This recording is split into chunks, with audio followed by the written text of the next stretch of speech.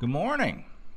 Today, by request, we're going to talk about fishing kayaks and what to look for whenever you're trying to get one, right?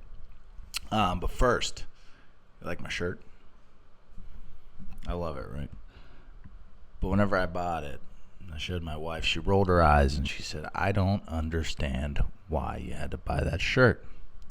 I said, okay, you don't understand. I get it, right? So this shirt has two meanings, right? Keep it real, right? I like to keep it real. Okay, so this shirt speaks to me on that level. I like to keep it real. I like to tell it how it is.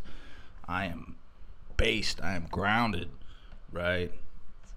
I'm going to tell you how it is, okay? Based in reality.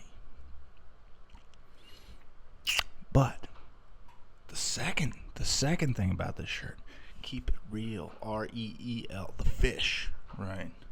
Something else going on there, right?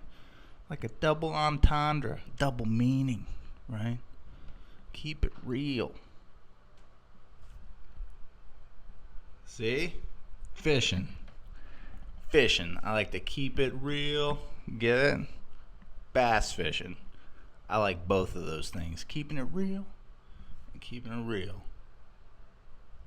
If you didn't know, now you know. Let's talk about kayaks.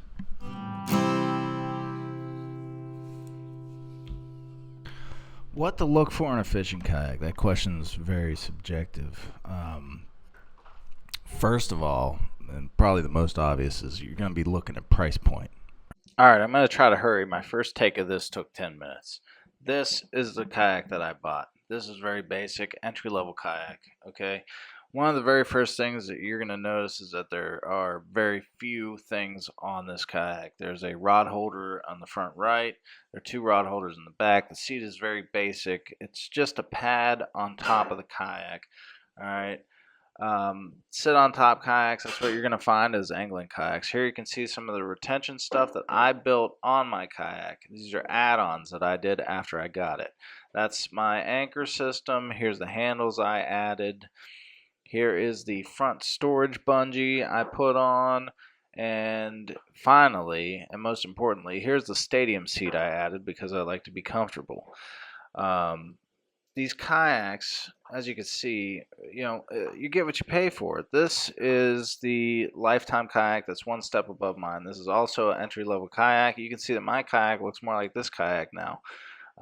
Here is the top-of-the-line kayak that you can get from Lifetime.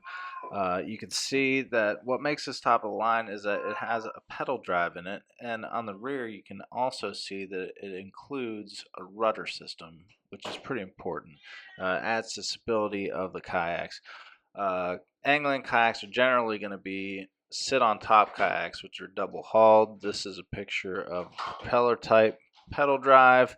Propeller-type pedal drives are known for getting tangled in like grass and stuff, so I recommend that maybe you look into a fin drive pedal drive because these tend to do better in situations where there's a lot of grass and such. But anyways, price point on a kayak, right? Now Hobie, Newtown, they make state-of-the-art kayaks. You can see this guy has a power pole on the back of his. By his right leg, you can see that he has a fish finder set up.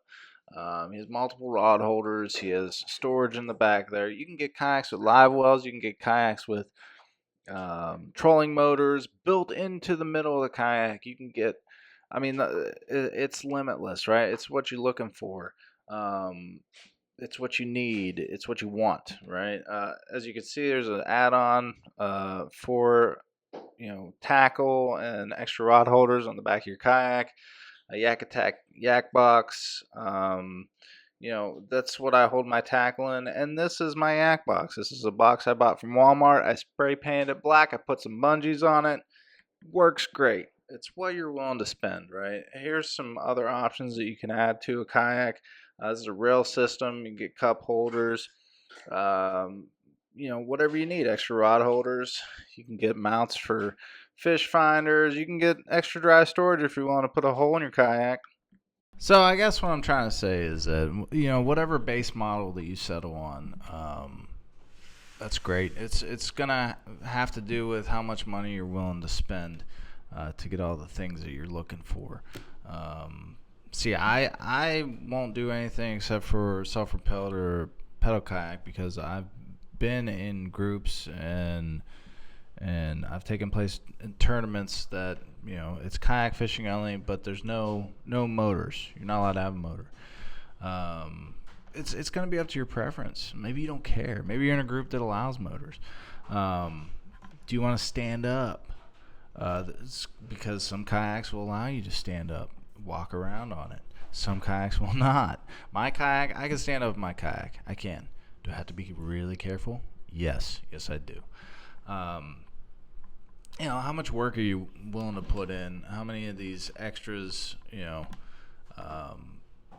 are you willing to purchase or make? There's a lot of good do-it-yourself videos out there for kayak boxes and anchor systems and all that.